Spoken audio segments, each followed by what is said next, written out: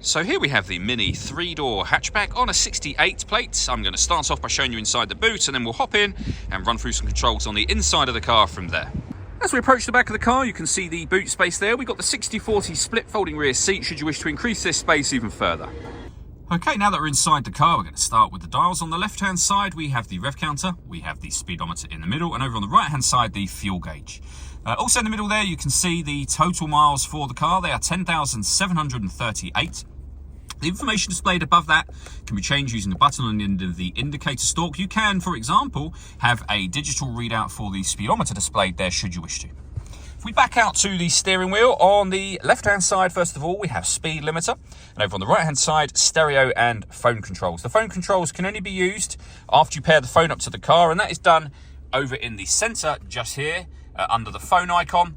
And then manage mobile devices, and you'd follow instructions on screen from there. All of the movement I'm making on the screen is all being done using this dial and the collection of buttons that surround it. So we can go back to the main menu, and then the dial can be rotated to access any of these options, including your music, of course.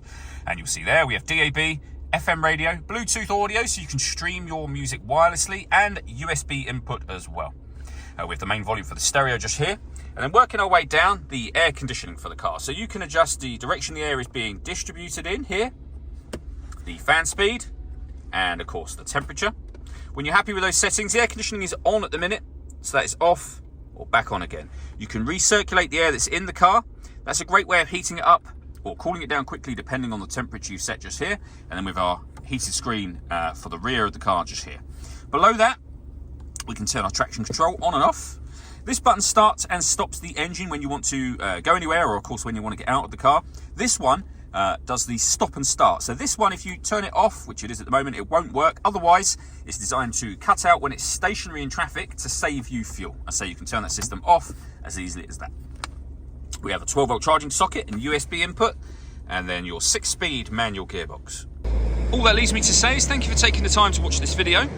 If you'd like to come and see the car in person and have a test drive, please feel free to call either of our MJA sites. We'd love to hear from you soon.